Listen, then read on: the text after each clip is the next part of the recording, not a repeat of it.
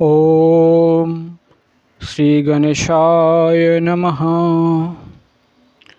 সংক্ষিপ্ত মহাভারত আদি পর্ব। অন্তর্যামী নারায়ণস্বরূপ ভগবান শ্রীকৃষ্ণ, তার সখা অর্জুন, তার লীলা প্রকটকারিণী ভগবতী সরস্বতী এবং তার প্রবক্তা ভগবান ব্যাসকে নমস্কার করে অধর্ম ও অশুভ শক্তির পরাভবকারী চিত্তশুদ্ধিকারী মহাভারত গ্রন্থের পাঠ করা উচিত। পরীক্ষিতের মৃত্যুর কারণ। শ্রী শৌনক বললেন, সুতনন্দন, রাজা জন্মেজয় উতঙ্কের কথা শুনে পিতা পরীক্ষিতের মৃত্যুর কারণ সম্বন্ধে যা জিজ্ঞাসা করেছিলেন বিস্তারিতভাবে সেটি আমাদের বলুন। শ্রী উগ্রসভা বললেন, রাজা জন্মেজয় তার মন্ত্রীদের জিজ্ঞাসা করলেন যে আমার পিতার জীবনে কি ঘটেছিল, তার মৃত্যু হলো কিভাবে।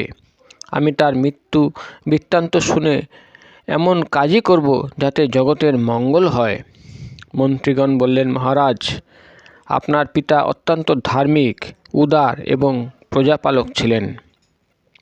আমরা সংক্ষেপে তার সম্বন্ধে আপনাকে জানাচ্ছি। আপনার ধর্মজ্ঞ পিতা যেন মূর্তিমান ধর্ম ছিলেন। ধর্ম অনুসারে তিনি তার কর্তব্য পালনে যুক্ত থেকে 4 বর্ণের প্রজাদের রক্ষা করতেন। তার অতুলনীয় পরাক্রম ছিল। তিনি সমস্ত পৃথিবী রক্ষা করতেন, কাউকে হিংসা করতেন না, তাকেও কেউ হিংসা করত না। সবার প্রতি তার সমান দৃষ্টি ছিল। তার রাজ্যে ব্রাহ্মণ, ক্ষত্রিয়, বৈশ্য, শূদ্র সকলেই প্রসন্ন মনে নিজ নিজ কর্মে ব্যাপৃত থাকতেন। বিধবা, অনাথ, পঙ্গু এবং গরিবদের খাওয়া পড়ার ভার তিনি নিজের হাতে রেখেছিলেন। তার প্রজারা সকলেই সুস্থ সবল ছিল। রাজা অত্যন্ত শ্রীমান এবং সত্যবাদী ছিলেন। তিনি কৃপাচার্যের কাছ থেকে ধনুর্বেদ শিক্ষা গ্রহণ করেছিলেন। ভগবান শ্রীকৃষ্ণ আপনার পিতাকে খুবই ভালোবাসতেন। আপনার পিতা সকলেরই প্রিয় পাত্র ছিলেন। কুরুবংশ ক্ষয়িষ্ণু হওয়ার মুখে তার জন্ম হয়েছিল বলে তার নাম হয়েছিল পরীক্ষিত।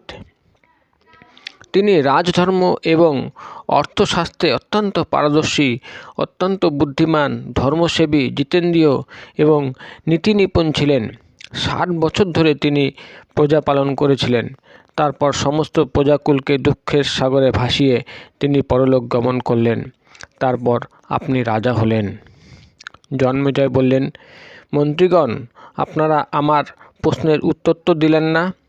আমাদের বংশের সকল রাজাই তাদের পূর্বপুরুষদের সদাচারের কথা স্মরণে রেখে প্রজাদের হিতৈষী এবং প্রিয় পাত্র ছিলেন।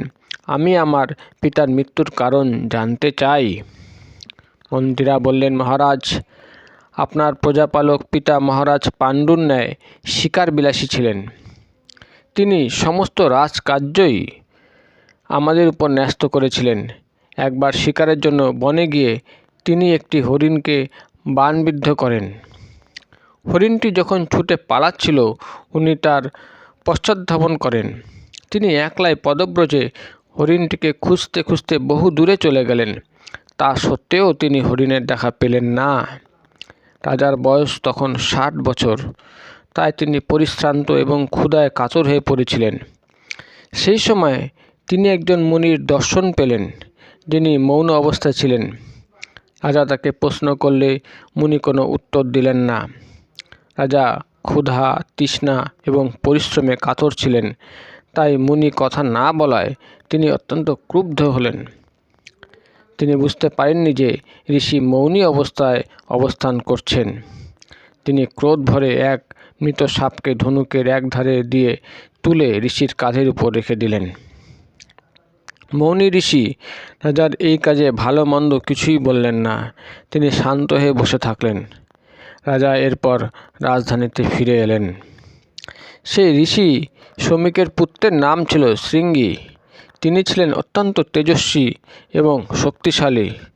মহা তেজস্বী শৃঙ্গী যখন তার বন্ধুর কাছ থেকে এই কথা শুনলেন যে রাজা পরীক্ষিত তার পিতার মৌন ও নিশ্চল অবস্থায় থাকাকালীন তাকে অপমান করেছেন, তখন তিনি রেগে জ্ঞান হারা হয়ে গেলেন। তিনি হাতে জল নিয়ে আপনার পিতাকে অভিশাপ দিলেন। যে ব্যক্তি আমার নিরপরাধ পিতার কাঁধে মৃত সাপ জড়িয়েছে, সেই দুষ্ট ব্যক্তিকে তক্ষক নাগ ক্রোধান্বিত হয়ে 7 দিনের মধ্যে বিষে জর্জরিত করে দেবে। লোকে দেখুক আমার তপস্যার কী ক্ষমতা। এই সাপ দিয়ে শৃঙ্গী তার পিতার কাছে গিয়ে সব কথা জানালেন।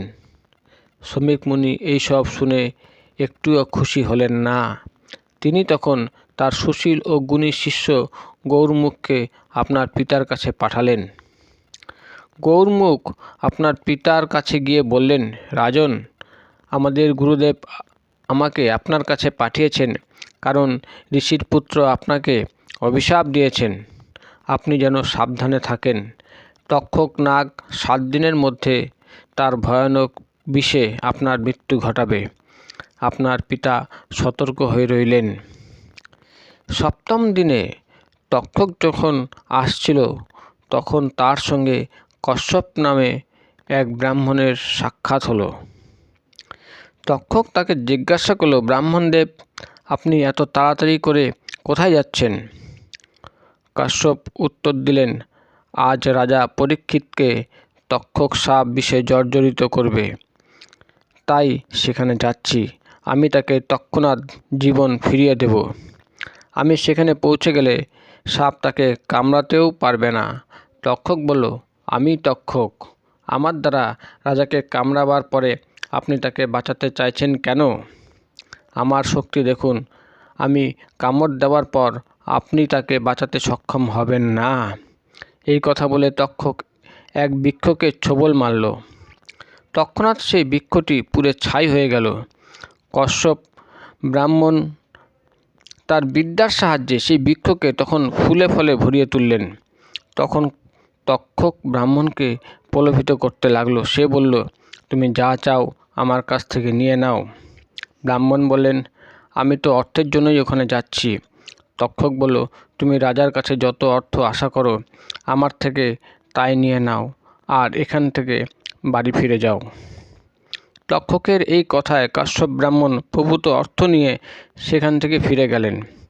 তারপর তক্ষক ছলনা করে পরীক্ষিতের মহলে এসে আপনার সতর্ক ধার্মিক পিতাকে বিষে জর্জরিত করে মেরে চলে গেল।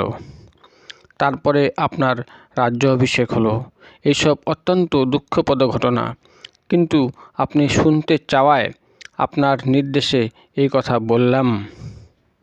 তক্ষক আপনার পিতাকে দংশন করেছিল এবং উত্তঙ্গ ঋষিকেও খুব কষ্ট দিয়েছিল। এবার আপনার যা করা উচিত মনে হয় তাই করুন। জন্মেজয় বললেন, মন্ত্রীগণ, তক্ষক দংশন করায় বৃক্ষের ভস্ম হওয়া এবং তারপর তা আবার জীবিত হয়ে যাওয়া খুবই আশ্চর্যের কথা। এ কথা আপনারা কোথায় শুনলেন? তক্ষক অবশ্যই খুব খারাপ কাজ করেছে। সে যদি অর্থ দিয়ে ব্রাহ্মণকে ফিরিয়ে না দিত, তাহলে তিনি আমার পিতাকে নিশ্চয়ই রক্ষা করতেন। ঠিক আছে, আমি তাকে শাস্তি দেব। প্রথমে আপনারা এই ঘটনার মূল কারণটি বলুন। মন্ত্রীগণ বললেন, মহারাজ, তক্ষক যে বৃক্ষকে দংশন করেছিল সেই বৃক্ষের উপরে আগে থেকে এক ব্যক্তি শুকনো কাঠের জন্য উঠেছিল। এই ব্যাপারটি তক্ষক বা কাশ্যপ কেউ জানত না। তক্ষকের দংশনে বৃক্ষের সঙ্গে সঙ্গে সেই ব্যক্তিও ভস্মীভূত হয়ে গেল এবং কশ্যপের মন্ত্রের প্রভাবে বৃক্ষের সঙ্গে সঙ্গে সেই ব্যক্তিও জীবিত হয়ে উঠল। সেই ব্যক্তি তক্ষক ও কাশ্যপের সমস্ত কথাবার্তা শুনেছিল এবং পরে সেই আমাদের এইসব কথা জানিয়েছিল। এবার আপনি আমাদের বক্তব্যকে যথার্থ মনে করে কী করণীয় ভেবে দেখুন। সর্পযজ্ঞের সিদ্ধান্ত গ্রহণ ও যজ্ঞের সূচনা। উগ্রশ্রবা বলতে লাগলেন, শৌনক ঋষিগণ, পিতার মৃত্যুর কাহিনী শুনে জন্মেজয় অত্যন্ত দুঃখিত হলেন। তিনি ক্রুদ্ধ এবং অস্থির চিত্ত হয়ে উঠলেন। শোকগ্রস্ত হওয়ায় তিনি উষ্ণ দীর্ঘশ্বাস ফেলতে লাগলেন। চোখ জলে ভরে এলো। তিনি দুঃখ, শোক ও ক্রোধে অশ্রু ভারাক্রান্ত হয়ে স্বাস্থ্যবিধি মতে হাতে জল নিয়ে বললেন, আমি বিস্তারিতভাবে জানলাম যে আমার পিতার মৃত্যু কিভাবে হয়েছিল।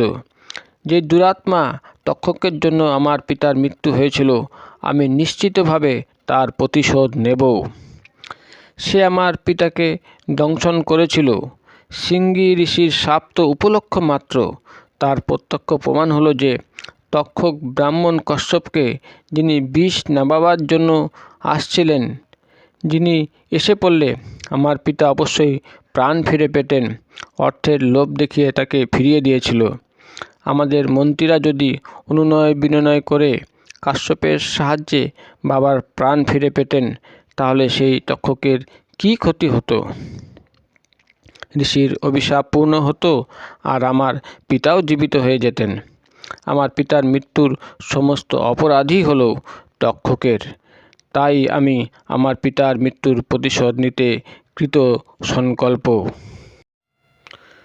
তখন রাজা জন্মেজয় পুরোহিত এবং ঋত্বিকদের আহ্বান করে বললেন, দুরাত্মা তক্ষক আমার পিতাকে দংশন করে হত্যা করেছে। আপনারা এমন উপায় করুন যাতে আমি প্রতিশোধ নিতে পারি।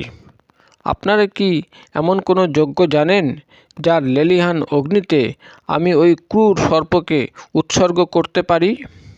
ঋত্বিকেরা বললেন, মহারাজ, দেবতারা পূর্ব থেকেই আপনার জন্য এক মহাযজ্ঞের ব্যবস্থা করে রেখেছেন। পুরাণেও এই কথার উল্লেখ আছে। সেই যজ্ঞ অনুষ্ঠান আপনি ব্যতীত কারো দ্বারাই সম্ভব নয়। আমরা সেই যজ্ঞবিধি জানি। ঋত্বিকদের কথায় জন্মেজয়ের দৃঢ় বিশ্বাস হলো যে তাহলে এবার তক্ষককে আহুতি দেওয়া সম্ভব হবে। রাজা ব্রাহ্মণদের বললেন, আমি যজ্ঞ করব, আপনারা তার সব ব্যবস্থা করুন। বেদজ্ঞ ব্রাহ্মণেরা শাস্ত্রবিধি অনুসারে যজ্ঞ মণ্ডপ তৈরি করার জন্য জমির মাপ করলেন, যজ্ঞশালার জন্য শ্রেষ্ঠ মণ্ডপ প্রস্তুত করলেন এবং রাজা জন্মেজয় যজ্ঞের উদ্দেশ্যে দীক্ষিত হলেন। এই সময় এক বিচিত্র ঘটনা ঘটল। কলা কৌশলে পারঙ্গম, বিদ্বান, অনুভবী এবং বুদ্ধিমান সুত বললেন, যে সময়ে এবং যে স্থানে এই যজ্ঞ মণ্ডপ মাপঝোঁকের কাজ কর্ম আরম্ভ করা হয়েছে তা দেখে আমার মনে হচ্ছে কোনো ব্রাহ্মণের কারণে এই যজ্ঞ পূর্ণ হওয়া সম্ভব হবে না। এই কথা শুনে রাজা জন্মেজয় তার দ্বাররক্ষীদের বলে দিলেন, তাকে না জানিয়ে যেন কাউকে যজ্ঞস্থলে প্রবেশ করতে না দেওয়া হয়। এবার শাস্ত্রসম্মতভাবে সর্পযজ্ঞ শুরু হলো। ঋত্বিকগণ নিজ নিজ কাজে ব্যাপৃত হলেন। তাদের মুখ চোখ ধোঁয়ায় রক্তবর্ণ হয়ে উঠল। তারা কালো বস্ত্র ধারণ করে মন্ত্র উচ্চারণপূর্বক যজ্ঞ শুরু করলেন। তখন সকল সর্পই ভীত সন্তুষ্ট হতে লাগলো। তারপর বেচারি সর্পটা গর্জন করে করে লাফিয়ে দীর্ঘশ্বাস নিয়ে লেজ ও ফণায় জড়িত হয়ে আগুনের মধ্যে এসে পড়তে লাগলো। সাদা কালো নীল হলুদ ছোট বড় সর্বপ্রকারের সর্প আর্তনাদ করতে করতে আগুনের মধ্যে পড়তে লাগলো। কোনো সর্প 4 ক্রোশ লম্বা, আবার কেউ বা গরুর কানের মতো ছোট। উপর থেকে কুণ্ডের মধ্যে আহুতি হয়ে পড়তে লাগলো। সর্পযজ্ঞের হোতা ছিলেন চ্যবনবংশীয় চন্দ্র ভার্গব, কৌৎস, উদ্গাতা, জৈমিনী, ব্রহ্মা, সাঙ্গবর এবং পিঙ্গল ছিলেন অতবর্জু। পুত্র এবং শিষ্যকুলসহ ব্যাসদেব, উদ্দালক, প্রমতক, শ্বেতকেতু, অসিত, দেবল প্রমুখ উপস্থিত ছিলেন। নাম ধরে ধরে আহুতি দিতেই বড় বড় ভয়ানক সর্পগুলি এসে অগ্নিকুণ্ডে পড়ে যেতে লাগলো। সর্পদের চর্বি এবং মেদের ধারা গড়িয়ে পড়তে লাগলো। তীব্র দুর্গন্ধ চতুর্দিকে ছেয়ে গেল এবং সর্পদের চিৎকারে আকাশ বাতাস ভরে উঠল। তক্ষকও এই খবর পেল। সে ভীত সন্তুষ্ট হয়ে ইন্দ্রের শরণাপন্ন হয়ে বলল, দেবরাজ, আমি অপরাধী, ভীত হয়ে আপনার শরণ নিয়েছি, আপনি আমাকে রক্ষা করুন।